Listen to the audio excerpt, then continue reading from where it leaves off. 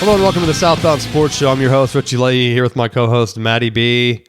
And we're right in the middle of pure football season.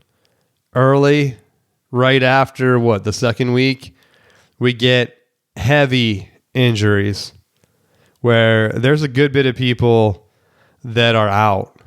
And I'm kind of surprised a lot of QBs are going down. Joe Burrow has to have surgery, which he feels like he gets injured a lot. And then, of course, JJ, he has an ankle sprain. He's going to be out for a couple of weeks, they said. So it feels like maybe those two guys could be injury prone. What do you think? Yeah. I mean, if you're... It does appear that way. JJ got banged up at Michigan. If you remember, that was like... One of the conspiracies was that, hey, he wasn't throwing because of Harbaugh being suspended. He wasn't getting the signs, but they said that he was actually injured, which makes sense, right?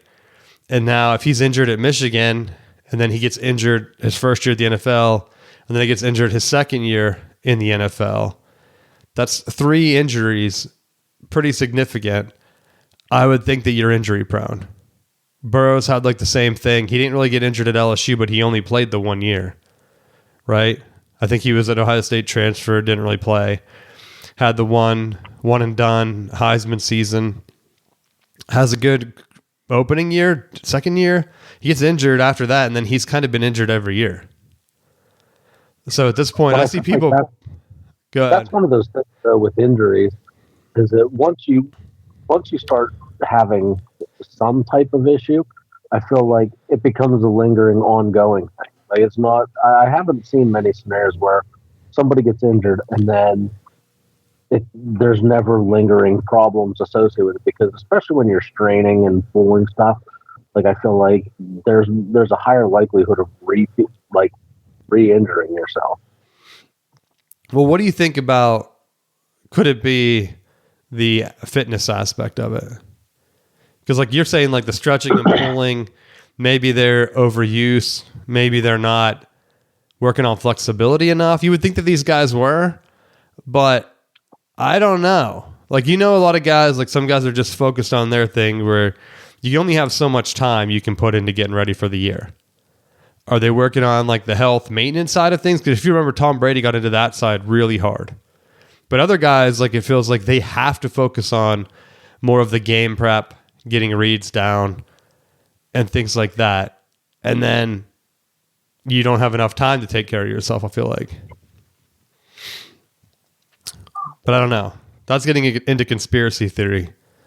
My other conspiracy theory is, what if JJ is just kind of stretching it out this year because their offensive line is awful? Did you see their games? I've seen pieces of it. He's getting, and I don't even think it's just the Vikings, to be honest. I've noticed considerably across the league, considerably awful offensive line play. And it's weird because I don't know if it's the NFL is like focusing more on holding because they really don't call holding, right? So could these guys just start helping out teammates? That's what I'm wondering. Like, I watched JJ. He has about he's entering. Was it who's the older one? Derek Carr or David Carr? David Carr, right? So he's entering David Carr level of, okay, he looks good, but you can tell he's a rookie. He needs time to process. He's not getting that time, so now he's starting to like force throws, and you can see he's throwing off balance and stuff. And it's kind of like, all right, are they ruining this guy right now? And it's weird because they have all the weapons and they have 2 new starters on the offensive line. It takes some time to gel.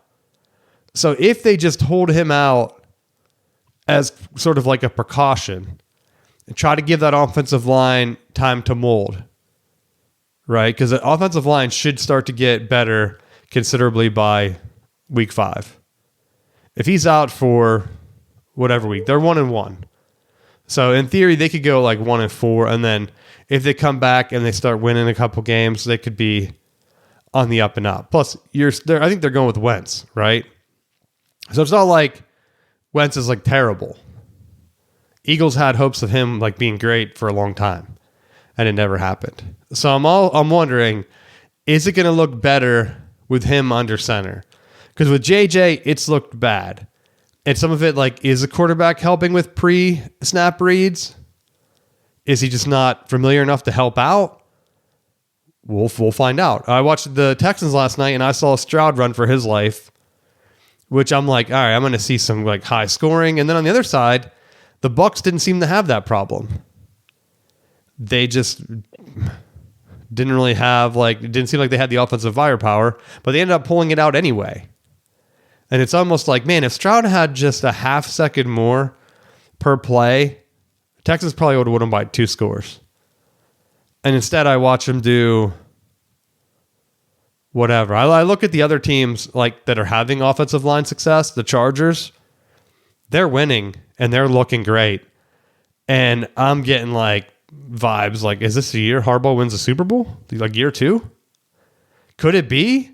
And all I'm basing that off is line play. Because line play is so key that when I'm watching some of these teams, it just seems like across the league, for the majority of the teams, the line is so bad. What was that game? The Giants and Cowboys? It was entertaining as hell, and they're high scoring because they're running for their lives, just slinging it down the field.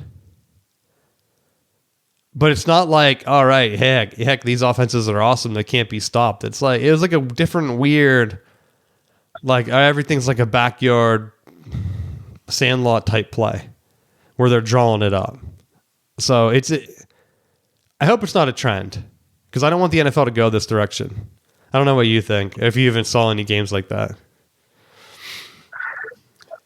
I think it's interesting that you bring up about the Chargers, and when you look at how much they invested in their offensive line, it's no surprise that they're starting off as well as what they did. I mean, Harbaugh kind of follows that similar philosophy of Parcells, where they build up their offense and defensive lines. They run the football. They play keep away, keep the score relatively close, and hope you don't blow it.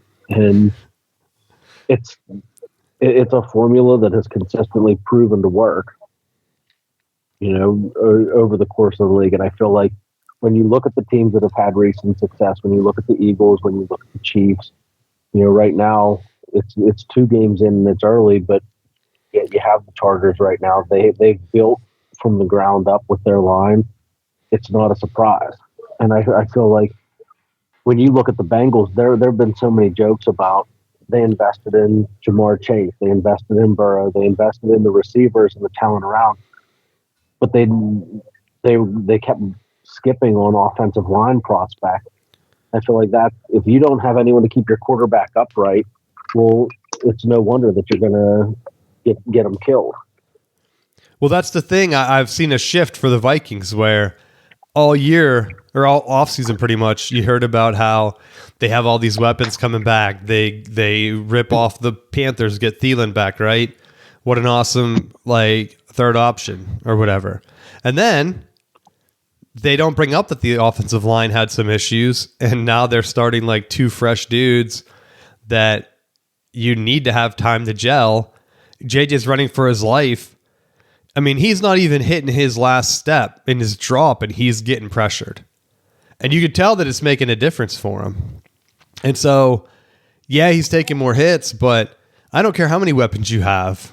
I would rather have one weapon and then have a decent O-line where it's like, okay, I have a couple great weapons, no offensive line, good luck. And it's not like he has a great running game to kind of help him out, right?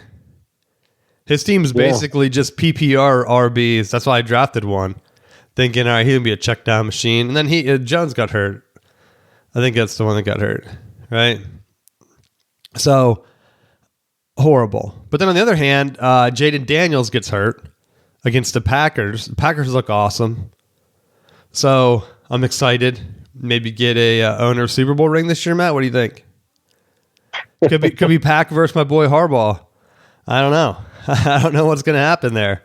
Well, I heard during the pregame that there was talk of what possibly could come of the Packers because Favre, Starr, and Rogers all won the same age that Jordan Love is right now. So you're saying I need to start doing my voodoo, get it in, fate. The broadcasters put it into existence, so I feel like at this point, there is some juju out there. It's gonna happen. It's gonna be awesome. I think I don't even know if I talked about the Parsons deal last year. I think I did, or last week. I was down on it because you don't just invest in a guy, but watching him and how that affected like Rashawn Gary and the rest of that D line now, where I knew Gary's been good. He was like one of the top recruits at Michigan, came in. He's been having he had a heck of a year last year. And now when you put Parsons on that line, it's ridiculous. You can't single Parsons, or you can't like really single Parsons, or otherwise you're dead. But then if you're doing that and trying to give him extra pressure, now Rashawn Gary, keep an eye out. He's going to have a monster year. As long as he stays healthy, I hope I don't miss an injury or something. It's always like the curse, right? Tuck guy up, and then he's like, he got injured. What are you talking about? But I will say, speaking of injuries, Purdy's out, and the Niners are my number one complete shock at being 2-0 right now. Because that team should be a disaster. I mean, you have McCaffrey that's been on the list of maybe he won't play, maybe he will play all year. Purdy gets injured, and yet somehow they pull off a 2-0 where it's like, I know they played the Saints, so it's not really cool, like a big deal. Kittle's out. I don't know how long he's out. I think it was a hamstring, so it could be longer than that. But what are they doing? I know he's week to week, but he could be out for 5 weeks. He has turf toe. I think that's kind of what Burrow had, wasn't it? Which at this point, like, how are you getting turf toe? I don't know. But Mac Jones, this is your chance, bro. This is your chance. You're starting, I think, against the Cardinals. What are you doing? They're like, you have no other opportunities. This is a perfect opportunity. You can hand off to McCaffrey. I know Kittle's out, but you can make it work with that offense. They're not a really high scoring offense. Like, they rely on defense, like the Chargers, like Matt said.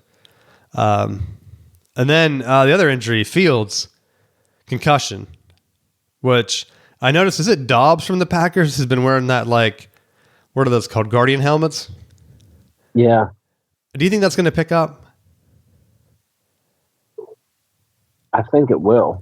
Bro, I want them to get a designer in there, someone that like makes things look cool, and fix the display. It looks like someone took like pantyhose and stretched it out over the helmet, and then like used a stencil and then spray painted the Packers logo on it. Like, looks awful. Like a guy did that in his basement or his garage before the game. Like, yo, I need to put this on. It's like all jangled up. You can do something, right? They make like yoga pants that are super stretchy. They can hide anything, right? I've seen it. So you can't tell me that they can't hide the Guardian cap with some type of new technology that has a cool looking logo on it that doesn't make it just look like someone has a puffy hat on with pantyhose stretched over the top. It looks ridiculous. I know, like, I wouldn't wear it, right? Like, could you imagine? Because people buy helmets and put them on their desk. Would you buy a pantyhose version and put it on your desk? No. Exactly. It has to look cool, right? There could be some way, even if it's just like a padding and the logo is in there and the padding is some type of cover that just looks like a regular helmet. I know it probably won't be shiny, but I mean, they make anything shiny now. People have dry fit shirts on. I'm wearing one right now. It's kind of shiny. Make that the helmet. It looks bad. It looks so weird because he's the only one out there, I think. Have you seen in your area any of the high school kids wearing it? No. Have you? Yes. Dude, I'm still seeing, and I know I only seen a couple of games like in the area. I'm still seeing kids use helmets from like my era where I get a concussion just looking at it. And I feel like I should meet up with Antonio Brown and do some CTE things because I'm like, that helmet looks like it weighs 30 pounds on your neck. It's not protecting you, dude. You're like wearing a car on your head. And I'm like, there has to be something better. There has to be another way. Because I'm wondering, like, could someone, or how much would it take for someone to just donate, or even if the NFL, like, you're putting so much money into advertising women's flag football, right? I see that one commercial with that one girl, and they're talking about like how she made the national team. And and people were just dancing. I don't know if you saw that commercial. I saw it like 15 times. They're dancing around her. And I'm thinking, is she the quarterback? Or did they just pick like a good looking girl and were like, you're the face of our team? Like, no context at all who this person is. Like, I don't know. How would you know a flag football player? They show it like at the game. Like, don't they play it like halftime of the Steelers games? I mean, I don't know. We're going to sound like idiots talking about it.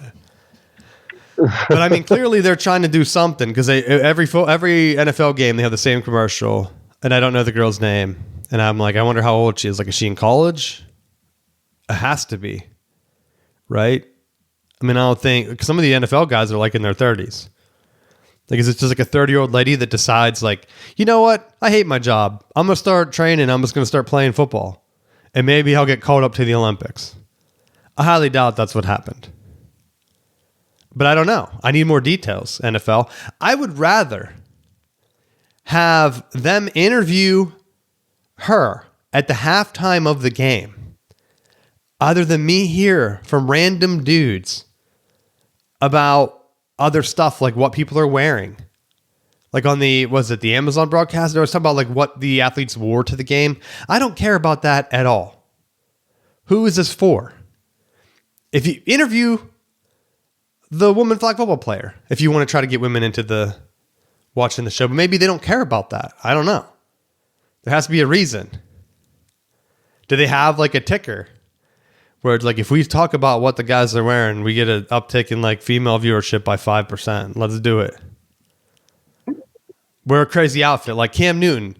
He's wearing outfits like he just walked out of a Goodwill with a $5 bill. He's like, I'm going to go in and pick out a new outfit. That's what he dressed like every day. And I'm wondering, like, is he doing that on purpose? I don't know. You should give him the call into the show and ask him. Does he need the attention? He woke up and he decided, I need attention today. Because I don't think anyone owns that outfit, right? Did you see the latest one he was wearing? It's like his grandma passed away and he had to go into her wardrobe and just say, you know, I could wear some of these hats. Boom. Popping it on, going on TV. So that's what I would like to see for the broadcast. If the NFL, if they want to help the future, because players are already down. Like enrollment in high school, not that many athletes are coming in. They're not signing up. Help out. Donate. Get better equipment. I know equipment's bad. I mean, there's a sled at the local school I was checking out, and it actually looked half decent. And I'm wondering, like, why are the helmets so bad? Cheaper to buy one sled than, 30 helmets? Maybe more, depending on how big the school is. And, well, you would know. Are helmets all one size, or they're different sizes, right? Yeah, there's different sizes. So, like, you would have to have your kids either sized up or... I mean, I've seen kids, they're getting the inflate, bro. You know, you're not really playing much, so you don't need a helmet that fits that good. You're getting last pick. Coach is inflating that thing as max pressure to try to make it stay on your head because this is like 3 times too big. And then they had those extra shims you could put in there. Remember those? He's like, come on, take that off, deflate it, put these shims in, and then he'll try to inflate it. And the helmet just looks like he's wearing a comical helmet. And you're like, Coach knows that kid's not getting into the game. But he needs a body for practice, so he's going to put that oversized helmet on him, and he's going to have him come out and practice with us. Well, the funny thing is with helmets now, there's so many different styles and so many different fits that, like, you take, say, a medium helmet, and the Speed Flex is going to fit different than a Shut helmet. So with some kids, it's like you try one, and if it doesn't fit their head, you're like, all right, we'll try this style. And sometimes that ends up helping with the fit, just if your head shaped differently. Well, I'm looking it up right now. I'm wondering. So they're about $500, right? So That sounds about right. You could go in, because I guarantee parents are buying their kids iPhones that cost more than this helmet. But if I was a parent, honestly, I would probably just buy my kid the best helmet. Wouldn't you want to protect them? I mean, you don't have the data though. But hey, remember I did that training and they said there's no proof that football contacts cause concussions. That's right from the CDC, buddy. That's an official training we did on this show. So we got proof from the CDC saying there's no definitive proof. But as a parent, if I had a kid that wanted to play football, I would probably buy them the best helmet I could and see if they could get it in. Unfortunately, it looks like you get your choice of black and white. So would you spray paint them? I guess not, right? I would. They have to come in other colors. Well, some of them do. But you couldn't walk out with your own custom helmet, like a heart and your girlfriend's name on it. You're running around. Put stickers on it. Guess what? You get a medical note. You could probably do that. Well, dude, anyone can get a medical note for a concussion? Are you serious? No. For your girlfriend's name? I really need attention after the game. Yeah, I can see it being done. Do you want me to be depressed or not, Coach? I'm playing for love out there. Throw me the ball, and then I'll have a rose. I'll pull it out of my sock and propose to her. And you're like, get out of here. I'm not throwing you the ball. See, I feel like now you're starting to get it. Now that you're in coaching mode, you're starting to realize that all the traditional stuff that you've been thinking doesn't matter. Can I wear my pink socks and can I get my special wristband for my game? In the middle of the game, kids yelling, Coach, look, there's a plane. I said, buddy, I don't care about the plane. Pay attention to the ball. We can go look at planes after the game. And then I heard a couple of parents bust out laughing. And then after I heard that apparently the league will send emails out, if you're saying inappropriate things. Because one guy told me that he's getting a letter every week. Pretty soon he's not going to be able to come to the games. He said, but his son looks like an idiot out there, and it's really bringing shame to his family, so he has to yell at him. He said it's worth the risk. Bringing shame to his family? So I'm like, oh, great. So apparently it wasn't my team. I had stayed after. Because I had a parent come up from a totally different team. Was like, hey, got any equipment I can borrow? Coach, I'm like, who are you? What is going on here? I'm looking around are you on my team? And he's like, no. But my mom said we forgot our stuff. And I'm like, did you ask your coach? I'm not your coach, right? Yeah. I don't even know you as an older kid. So I'm like, I feel bad, but how are parents not knowing what's going on? And who has hey, that guy looks like a coach. Go see if he has equipment for you. I'm just hanging out. At that point, I had already let my hair down, bro. I'm just chilling. Shirts untied. I'm not messing around. Look like I just rolled out of bed now. Goofing around with the official. Cause at a certain point, I said, hey, mind if we just let it free for all? I'm going to let some other kids play the entire last quarter, get some experience. And of course, the official's telling them what to do, and they have no idea. So I'm like, dude, just give their team the ball. Tell my kids get back on defense. They know how to play defense. That's it. So that's how we played the last quarter. I was like, hey, thanks for being a good sport, dude. I'm like, I really don't think the parents care. As long as their kids are out there having fun. I'm like, but I'm not going to put in one of my captains to have them help facilitate. Yo, you go over here, you go over here, So Crazy stuff. But how's your coaching going? We had a rough weekend. Varsity wise, we got banged up pretty bad. Starter got knocked out early with a minor injury. Wasn't like a season ender, but enough that it was nagging that we pulled the plug. The backup, we had him run a couple plays, and he decided to let the entire defense, tackle him, land on him. So he had an injury. We were down to our third string quarterback playing the second half, and like Tom Moore used to say, that's not a recipe for success. That's a bummer. So we took one on the chin varsity wise, and then we followed it up going over to River Valley on Saturday, and our kids just played uncharacteristic. We had some fumbles, and the game ended up being 14-6. We won. But That's good. at the end of the game, my dad gave me a hard time because we were like at the 10 or so yard line, and probably one more run and we would have scored. But I was like, it was like a minute and change left, and they didn't have any timeout, so it was like, just take a knee, end the game, be done with it. We took a knee, and my dad was like, "You gotta go for it.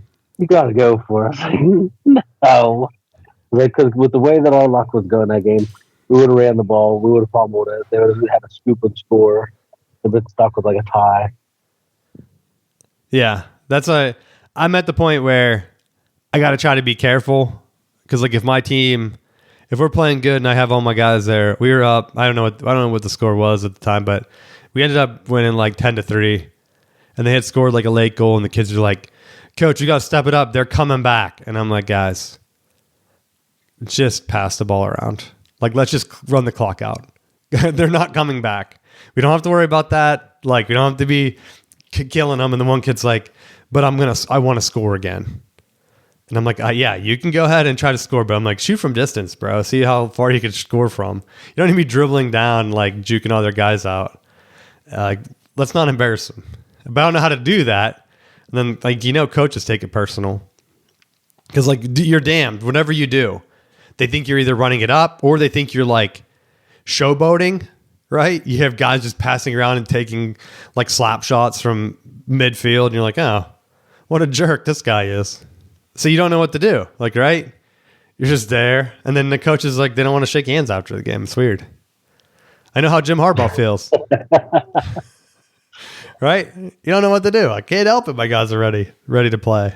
But yeah, every week now, some of the kids haven't been checking in, and I'm like having a heart attack. Like, you telling me I only have 4 guys? We're going to be so exhausted. We're going to lose this game. And then last minute, people are signing up, and I'm like, "Thanks, guys. Give me a heads up who's coming, just so I can help plan." Hey, back to the helmets, dude. You can buy your own Guardian cap for $97. Yes, I knew that. Looks horrible. Like, it looks like a Red Grange version, like his type of helmet that they would wear. But like his girlfriend knitted it for him. It's like all lumpy.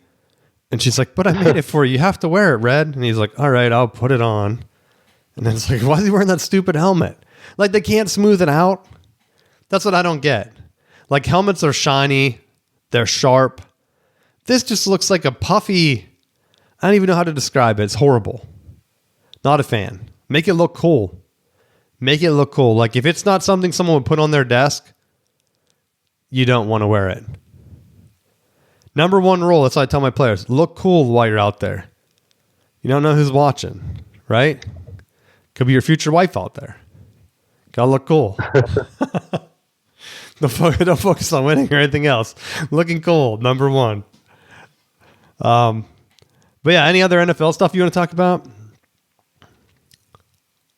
Disappointing week of fantasy yet to boot. I felt like after last week, I thought, I just have to make a couple little tweaks and I'll be in good shape.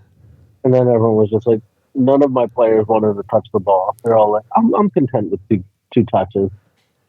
Oh, I went the other way, man. On top scorer this week. I looked at my thing, and was it about like middle of the first games in the morning, and I thought, should I talk trash? Yeah, I should talk trash. Because a lot of people, I know some people that they will tell me, I don't talk trash because I don't want to jinx myself. But then once the game's over, they also don't talk trash because they don't want to rub it in.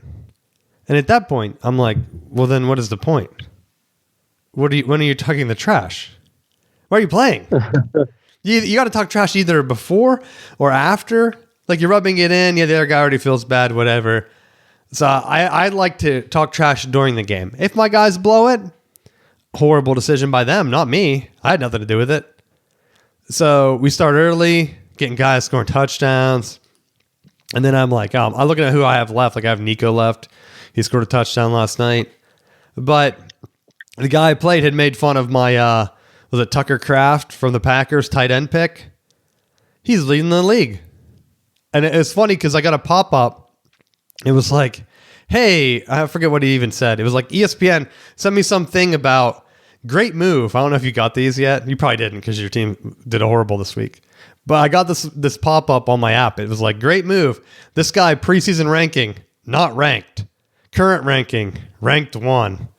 And it disappeared before I could take a screenshot. I was like, crap. Because I was going to send it to you guys and say, this is how you become the champ. Taking guys that are not ranked by ESPN and getting them, and then they're number 1 in their position. And that's how you can kind of go ahead and pull it up. And then I see other dudes out there. They're taking dudes and they're picking them up, and then they're not even playing them. That's what cracks me up. When I see someone pick up like the top free agent pickup, spend $20-$30 on him, and then not even play him, and then he scores like 2 touchdowns, it just makes me laugh. But I was worried because I didn't realize that the Bears kicker, who I had, ESPN never told me that he could lose his job. So right before the game, I was 4 minutes late to run home to try to pick up another kicker, and I hit construction, and I don't really mess around with my phone while I'm driving. So I get home, and I just missed the cutoff. And I thought, because so the Niners cut Jake Moody, the old Michigan kicker. They like drafted him in the 2nd or 3rd round too. It was ridiculous. So they cut him. The Bears bring him in. And I thought, dude, if Santos doesn't even play and they play Moody, I'm going to be so annoyed if I lose by like a field goals difference, like 5 points or something. But no, Santos played. He didn't really score anyway. I didn't need him. But I thought, horrible. That's the one decision where I thought, Bears aren't scoring touchdowns, right? Get their kicker. Get their kicker. And then go from there. But yeah, I have Jones. He's out. So I'll be able to pick someone up this week. I'm looking at my team right now. I guess I can't do IR yet. Oh, no, I have to do manage IR. Yes, Aaron Jones is out. JJ's out. So the Vikings will have some people that are out. I'm sitting on a couple other guys like Brian Robinson Jr., 49ers, just waiting. Week what? What week do you think he'll be the starter when McCaffrey goes down? Week 9? Week 10? Get a great flex move, dude. I was waiting to see about my boy Blake Corum, because I have Kyron Williams, dude. He stinks. But McVay loves him so much, and I don't know why. I watch him. He averages like 2 yards a carry, 3 yards a carry. And I'm like, this dude is horrible. But he has him on his own fantasy team, too. He's like, I'm going to get him carry. Yeah, but he's solid. Just like he gets like a 10, 11 points a game. Like he's a good RB, too. And I can't not play him, right? Because I had Jones as my number 1, but then he got hurt, so he didn't even give me a good performance last week. I think he only got 2 points. First week he had like 15 or something. So I have Kyron Williams, and then I watch Blake Corum hit the same holes, and he looks so much faster. And I'm like, do I pick him up? Probably not, right? Until Kyron Williams goes down, and then I'm going to have to pick up Blake, charge $75 for him.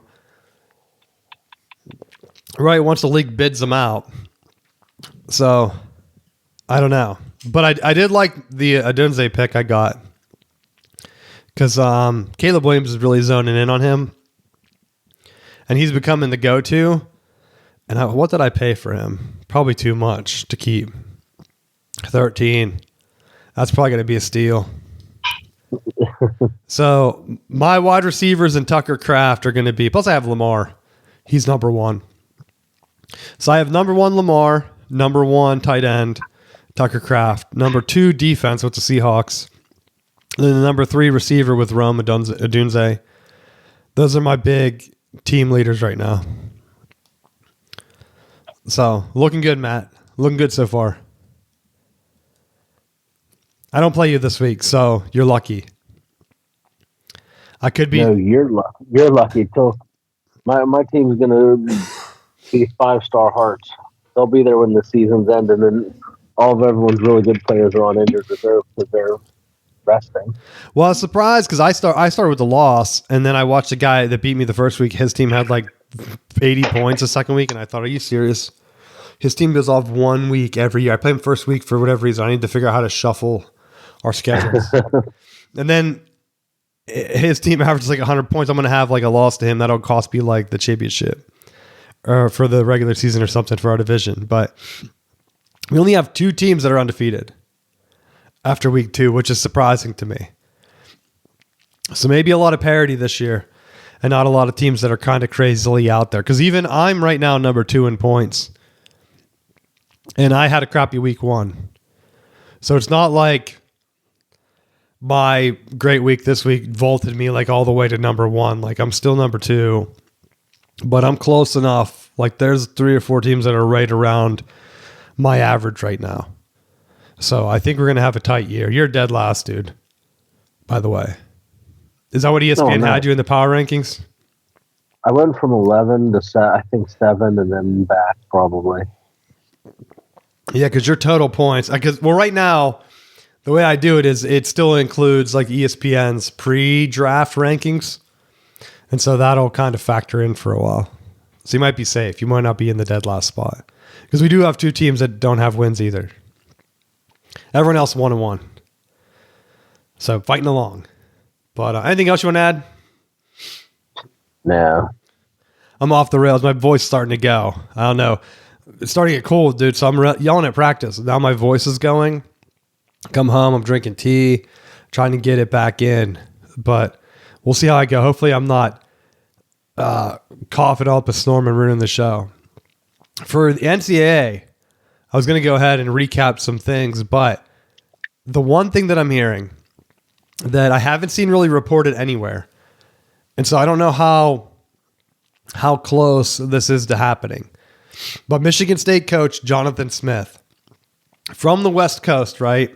He's been with Michigan State a year. This will be his second year, I think. UCLA fires Foster. They said that they are on a fast timeline trying to hire a coach, which means typically they have to hire a coach that's not coaching, right? That would be the common sense move. Like try to bring in Gruden or someone. One would think. But no, they're saying that Jonathan Smith is flying out because Michigan State plays USC this week.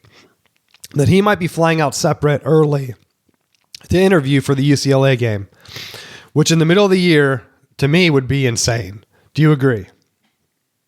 Yeah, I feel like that's unless you're getting an approval from your board or whoever. It's like we're going to fire you at the end of the year, so you should be taking interviews. I think that's a real bush league thing. Because how do you even have any credibility within your team at that point? Because how do you say we'll stick around and battle through adversity and whatever the cliche coach talk is, when the first opportunity you have to take a better deal, you're like, man, I'm just going to do this right in the middle of the year. But is that even a better move? Like, I don't think UCLA is a good job. I feel like it potentially could with the right person. I don't know who that person is, but I feel like they want, like NCAA as a whole wants there to be a stronger presence on the West Coast. And they have Oregon, but I feel like to have another USC, UCLA, like Washington peaked so quick and then shot back down that I don't know if they have the staying power. Well, it looks like whatever the Michigan State part of Sports Illustrated is just put up an article that says why Smith shouldn't consider UCLA. So obviously they're hearing the same things I'm hearing, right? Why else would their fan log be like, no, don't consider that? But in here they have a tidbit that he actually was born in Pasadena, California, right where UCLA plays, right? So it could really just be a family thing. How many people get the opportunity to coach right where their family is? Almost. A lot of these coaches, you have to kind of fly around. And like I said, UCLA is not a good job. I mean, it's not a bad job either. But it's not like one of the best. But it's good enough where you could probably get resources. And as long as you're winning, 7, 8 games a year, I think you could have a long career there. And people would consider that a success. Do you agree? I would say. I mean, I don't think you have to be crazy. Because, like, look at Illinois right now. That's kind of where they've been with Bert, right? Or Brett. What's that guy's name? Brett Bielema? Brett. So I call him Bert, but like Bert Kreischer, bro, with the shirt off. But that's kind of what they've been. And I think Illinois fans are ecstatic about that, if you're being honest.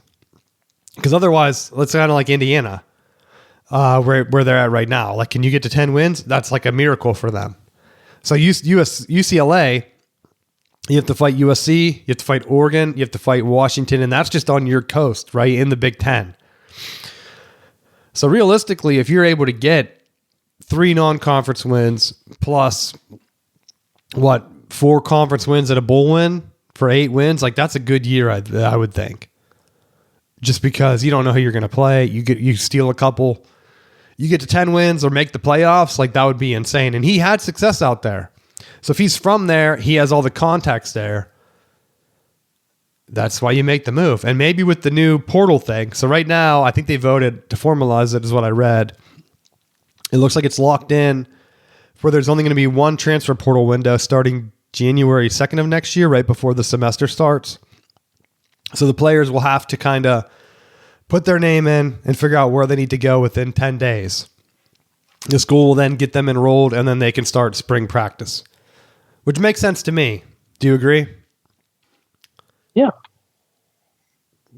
Because I think right now, for the most part, a lot of players were getting into the portal before bowl games, so coaches couldn't do bowl prep. Right now, you're only kind of taking it out of teams that are in the semifinals, which Ryan Day was complaining about. But I think this adds a little bit of parity or like competitiveness to some of the other schools. Because if you're in the playoffs, you really need to be focused on the playoffs, not keep bringing in other top talent from other teams, right? So if you're the coach, you have to make a decision. Focus on winning or try to poach top talent. And so I think it'll help balance out some of the schools at the other teams that might have just been close, maybe had a bowl game and they won. And so now they can bring in other top players that want to transfer and try to really boost or to make a run. And then teams like Ohio State just can't keep reloading, right?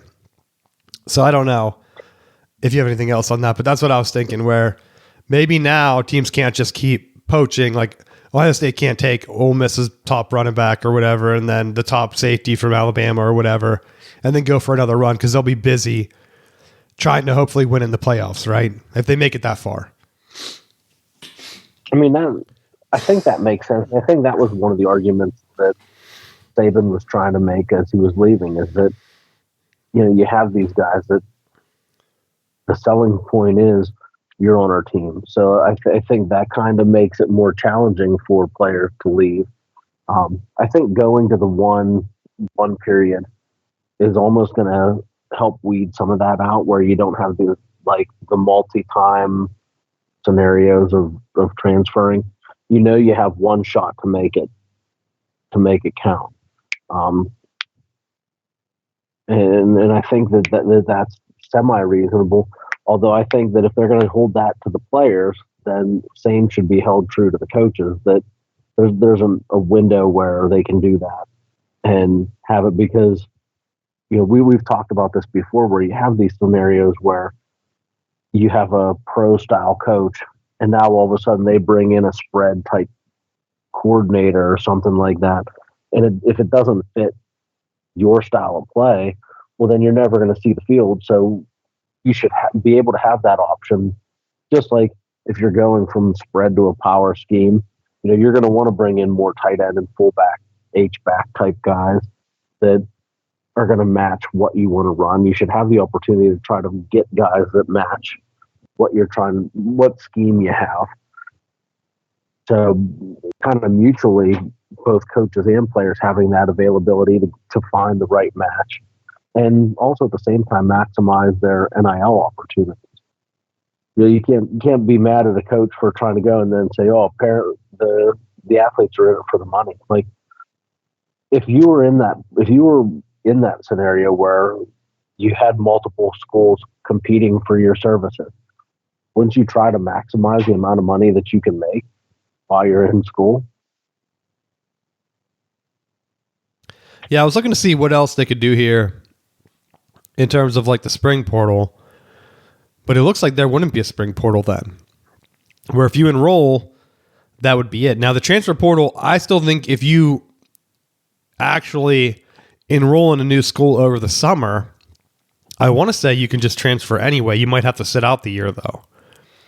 This transfer portal is that you can transfer in the middle of the semester or whatever, and it won't count against you, right? Yeah. Because it's saying if you're a graduate, you can still do your own thing, and they don't have a date. But like last year, if you're going to graduate, you could enter it October 1st. They kind of go out there and say like, hey, graduating, looks like your team's going to be in the playoffs. Maybe next year I can help you out. That's where guys that are like not really looking for the NFL, because like if you're going to go right to the NFL, you would leave early. So this would be like kind of like if you're at a lower team, you move up, try to make the playoffs and try to make a push, especially like a lineman where you can get a look and maybe get drafted in the NFL. So I think it's important for players like that to kind of have an opportunity to move up, because some guys, they might not be able to do the recruiting circuit, right? So we see it a lot where a lot of developed guys get boosted up, maybe a 3-star, 2-star guy getting drafted by the NFL, and then they're like a long-term career. I think this portal thing is going to really help identify some of those guys, and I wonder if it's going to get rid of a lot of busts, just because you're moving up against other talent where sometimes that predictor is kind of hard, right? Like, oh, they're doing it against whatever lower level talent. We're going to take a high flyer on this guy. He has all the measurables, gets in the NFL, and he flames out. So we'll see. I don't know how much it's going to be, but to your point, like if Smith gets interviewed and he takes a job like right now, what happens? Say if you're Michigan State, you'd almost have to hire an interim and fire him, or just make him resign right now, and then he would have to go or whatever. I'm not saying that that's like legit happening, but the fact that it's shown up on Spartan sites now might be more than just a passing thing where a guy tells me, hey, just keep this in mind for your show. Jonathan Smith might be taking the UCLA job. And I'm like, right now? Like, that's like a weird thing to say. Like, no, he's flying out there before their game. Like, check it out. So I look it up, and the timeline lines up. So I tell him out before the show, hey, getting good intel, we might as well bring it up. It wasn't even on Football Scoop yet. So I don't know if people are wishful thinking it in, thinking that we'll talk about it and it will happen. But it wouldn't be the first time, dude, we got a scoop and it turned out to be all right. The other thing that I'm hearing, and I don't know if I talked about this for a while, there's a really big push down here from, I don't know if it's from the legislature, but they're trying to get people into position to stop UNC from going to the Big Ten. Okay? So mark this down. I think something big is going to happen. I don't know which are the athletic directors from the Big Ten, but one of them was doing an interview, and they said that based on scheduling, and obviously people know they have like an 18-team conference right now, that's not really like doable. Everyone knows that. It's better just to go to 20 and have the pods, right, that we talked about, especially for like the Olympic sports. Just because I know you hate the pods for football, but it makes so much more sense if you only have 4 or 5 teams that you have to travel to for like wrestling or whatever, volleyball, things like that you can just keep home and home with. And so they're saying that in the next couple years, at least before year 5, I think is how he said it in the thing. So within 5 years, the Big Ten their plan is to get 2 more teams in to get to that pod type scheduling for at least, I don't know what they're going to do for football, but at least to help minimize travel for the other schools. So right now you have 4 teams out west. So there's a couple different directions you can go. Obviously, the number one would be you bring in Notre Dame and then you bring in whatever team they want, right? If they want someone like Stanford, you just say, all right, we're taking you. And then Stanford's out west with the other 4 Pac-12 teams, and then you kind of have Pac-12 division, a Midwest division, and then an East division with like Penn State, Notre Dame, and then you have like the Michigan, Ohio State division, whatever you want to call it, and whatever lackeys you want in that division. But at the same time, Ohio State's president, athletic director, one of them is coming out and saying that they want to investigate getting paid more, like Texas and like Florida State and Clemson just pulled off, right? Which makes sense. They're playing the big noon. They want all the money. I don't know how it's going to shake out, but if it's one thing, if a lot of the Big Ten athletic directors are like, hey, we need to bring in 2 more teams to help like travel and stuff. And the Ohio State and probably Michigan are probably locked together saying, we don't want to pay you guys at all. Why would we pay 2 more teams from our cut? So like the other thing would be, do they just go independent or do they just bite the bullet and break off? So we're going to know within 5 years. Write that down. We're going to know within 5 years. That's 2030. That's when the ACC original deal's up, right? Unless that was 2028. I can't remember off the top of my head. I didn't write it down. But UNC is ready to move. Nothing connected to NC State, unfortunately. NC State is not ready to go with them. Just throwing that out there, that I'm not hearing anything about NC State going with them. Isn't prepared for the ACC. Who? UNC? Or NC State? NC State. Hey, bro, this is the Final Four in basketball. I mean, they keep winning, surprisingly, in football. I'm like waiting for something to happen. But UNC, they're throwing money around. They get in Belichick. Their alums and their donors want to go to the SEC. They do not want to go to the Big Ten. Why? The admin, of course, wants to go to the Big Ten because academics and money. Why would you go to a conference that doesn't make as much money? Where the ESPN just told you, and you're the face of your conference, right? UNC is like one of the top dogs in the ACC, and they told you, you guys aren't valuable, right? We're not paying you more money. Get out of here. You jokesters. We're actually going to play Florida State and Clemson more than you. So I don't know what leverage UNC thinks they have, but trust me, it's nothing. And I would honestly be a little bit disappointed if the Big Ten adds like Virginia and UNC, teams that have been rumored to kind of lock down that mid-Atlantic region, right? Just because it doesn't do anything for football. Yeah, I would have closer games to travel to. Would I go to Michigan games there? Almost every year they're here. I'm not going to lie. That's like what? Less than 3 hours? I know Chapel Hill's like not even an hour from where I am. So I can go to the games. I would go to every Michigan game. I know they're not selling out, dude. I've seen their seats on TV. That would just be like Michigan Stadium South for both those teams. And so they better be prepared, Belichick, for having their stadium. If they join, not even just the Big Ten, if they join the SEC, they better be prepared to have their stadium taken over. ACC schools do not travel, but I guarantee, like if Tennessee rolled in here, whatever their stadium's called, Keenan, or is that their stadium? Keenan, I don't know what they call it.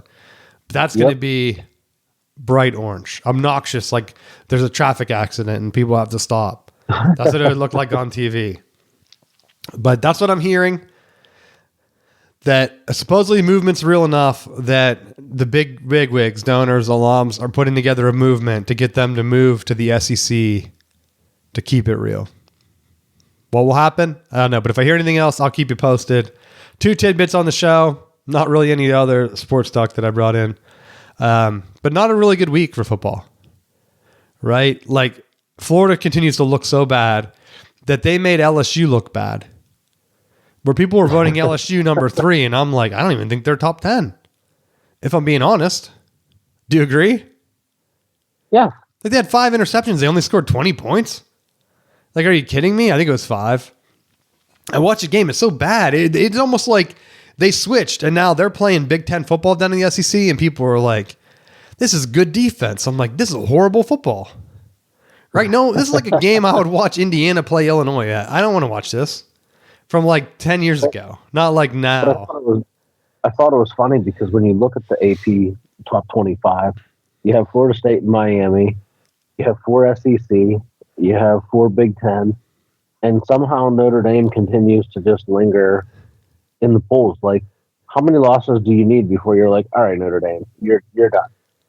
Well, I noticed that, and I thought, has the team, it's only 3 weeks, and they only have 2 losses. Like, has anyone really been like no wins and still been ranked week 3 in history past? I guess consider week 4 of the rankings. So, I don't know. I noticed they're right behind Michigan in the coaches poll, and I thought they did look good. But we don't know how good those other teams are. Like, I don't know how good A&M is. I don't know how good. Who else did they beat? Oh, Miami. Miami beat them. Miami looks good. So maybe that would be the only reason I would kind of keep them around. I would probably have them in the receiving votes. But again, there's not a lot of other quality candidates out there where I would say, yeah, they deserve to be in. Like, people are still voting for Clemson. How many horrible Clemson games do you have to watch before you realize they stink? Like, people were telling me they bet on Clemson. I thought, like, how drunk were you when you made that bet? Like, did you not watch any Clemson games? Like, are you just listening to ESPN? Because Clemson has looked awful. I wouldn't be surprised. Like, if I went to sleep and I woke up and you're like, hey, it's the end of the year, and Clemson went like 6-6, I would say, oh, that makes total sense. They look horrible. Right? I don't know if any win is a gimme for them. They were down to whatever team they played week 2. And it wasn't a big school, right? I don't even remember what their schedule is. But I just don't think right now there's a lot of teams out there that are left that are really undefeated. So it's a weird year. I think there's going to be a lot of balance coming to the league. Because like even Ohio State, I have not been impressed by them. But I haven't been impressed by Penn State either. Like Alar has not been lighting it up. His accuracy is down. And you're playing nobodies. Maybe they're saving it. But even if you're saving it, your accuracy stays up. Right? You would think. The other team, Texas, is horrible. Whatever Sark did to Arch Manning, awful. They shouldn't even be in the top, anywhere near the top 10. Like, if you told me right now, if Michigan played Texas tomorrow, there's no reason why Texas should be ranked ahead of Michigan. Zero reason, other than people voted them number 1 to start the year, and they're too stubborn to realize that they watched Arch Manning throw the ball into the ground, nowhere near the receiver on a clean pocket. That it was kind of like watching Michigan's quarterbacks from last year. And Texas's defense is nowhere near Michigan's defense. So their defense can't save them. Because Michigan's defense had what? How many first rounders last year? So like, okay, that's not Texas defense this year. They're not saving Arch. If he keeps throwing into the dirt, they're donezo. They're done. Write it down. I had them picked high. I assumed Arch would kind of have some accuracy. He didn't even have to be great. Just be a well-coached QB making smart reads. He can't throw the ball. I don't know if he's broken or what, but horrible. So if I had my top 10, I guess I would have Ohio State number 1, maybe Penn State 2 still. I would have Miami 3. If you're going to rank Notre Dame, you have to have Miami up there. LSU has beaten nobody. They've beaten Florida and Clemson. There's no reason they should be getting number 1 votes. I don't know who's watching them and voting them number 1. You have to be an SEC homer to vote them number 1. Their team has looked awful. They're winning in spite of their team. Brian Kelly's having a meltdown every game. Like, that team looked bad against Florida, and that Florida team is not good. Napier should be fired. He should be on the list with who was the other coach that got fired? Virginia Tech. Which, shout out to our boy at Old Dominion, right? Yep, Shane Baker, special teams coach, right? get the win, Yep. get the other team coaches fired. Classic. That's when you know you're doing the Lord's work out there, when you make someone else lose their job. But yeah, I mean, honestly, you have just a position where I don't even know how you don't fire your coach with Florida, where people keep voting them in. I said it 2 weeks ago. How are they ranked? The quarterback throws 3 interceptions. You take him out. Unless he just won the Heisman and it's the national championship game and you're saying, it's our only chance. Right? You're taking him out. You're not letting him throw 5. Right? You might as well just throw your career down the toilet. No way you're letting your dude throw five interceptions. The unknowns for me are, I don't think Georgia looks good. Florida State, I want to see a little bit more from them. But I would have Oregon up there too. So I think my top 5 would probably be Ohio State, Penn State, Miami, Oregon, and then take your pick between LSU, Georgia, and Florida State. I don't think anyone else is close. I think that's my top 5. I would honestly almost lean to Florida State 5 until LSU and Georgia prove it. Georgia should have lost to Tennessee. Tennessee losing with that field goal. And then their overtime, horrible. Well, they'll just kick a field goal. Like, that's just a bad decision, dude. When you miss one and then you kick one, you know you're losing. You might as well just walk right to the locker room with that offensive first. I think it was the first overtime sequence that they did. Get over it. But that's my recap from the week. Tennessee, you had a chance, dude. Could have been in my top 5. All you had to do was play smarter, try to get a little bit more yards, get closer. They had the false start, and then they missed a field goal. Why? I think it was a false start. Why get the penalty? What are you doing? So, I don't trust any of these other teams. Like Iowa State, joke and undefeated. If they go undefeated in the Big 12, they'll get destroyed in the playoffs. Write that down. I mean, I guess it depends who they play. They could luck into like a Texas, and then like I don't understand like how if the SEC teams continue to look bad, at some point they're only getting ranked because of their inflated record because they have an 8-game schedule. That's ending soon. Didn't they agree on a 9-game schedule? Yeah. So luckily we might only have another year or 2 of this, because then that's going to balance it out, and then we'll see the ACC getting pumped up. Like Georgia Tech, get the big win over Clemson, but I don't have Clemson that high. Like, I'm fine with them being ranked. Should they be behind Alabama or Tennessee? No. Didn't Florida State kill Alabama? That game wasn't close. That's where I think with these polls, you reward teams right now that are undefeated. Like, I know Michigan's taking advantage because they lost to Oklahoma.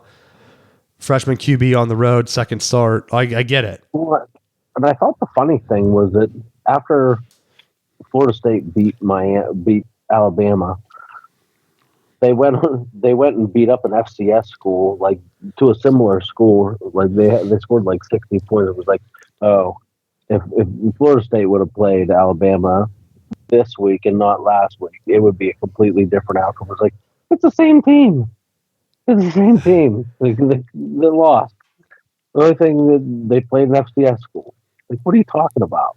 I know. I had someone tell me that Wisconsin was good, and that Bama win over them is going to like show he knows that Wisconsin's good. And I said, dude, Wisconsin has looked awful. Like they should have been losing to Miami, Ohio. I wouldn't be surprised if Luke Fickell's fired by the end of the year. They play Maryland. Maryland looks like they have a good quarterback. And then they play Michigan, Iowa, Ohio State, Oregon, Washington, Indiana, Illinois. That's a pretty hard schedule, right? If they lose to Maryland, and we got to see how Michigan looks this week against Nebraska, and then if Michigan's rolling and Bryce is feeling comfortable and Wisconsin loses to them, Iowa always plays them tough, and then you're going up against Ohio State, Oregon. Those are 2 losses. Washington's probably a loss, and then ranked Indiana and Illinois. That's how many losses in a row? 7? 8? Fickell's fired. He's done. Write that down. Plus, I think, was it New Mexico's coach? They're the ones that blew out UCLA, which again, Michigan played them week 1, and I said that team looked pretty good. I think their coach is a Wisconsin alum, if I'm thinking of the same team. So there's rumors that Wisconsin's interested in bringing him in before he hits the open market, trying to bring him back home. You can't do that unless you fire Fickle. That's another coaching tidbit. I'm throwing a lot of them out there this week. All right, I'm a little tired, but that's it. Anything else you want to talk about? I'm done. Any other college stuff I missed? No, that's about it for this week. More of me throwing out predictions. We'll see how many I get right. How many I even remember tomorrow, right? Jonathan Smith, UCLA, was a New Mexico's coach. Whatever one is down there that it has ties to Wisconsin, Fickle will be fired. He's going to coach there next year. And then I forget what the other one I said. But who else is getting fired? Oh, Napier. He's gone. Write that down. He's already done. So those are my 3 coaching moves, my predictions early in the year. If you have any other ones or you're feeling something, let us know. Thanks for listening, and we will see you next week.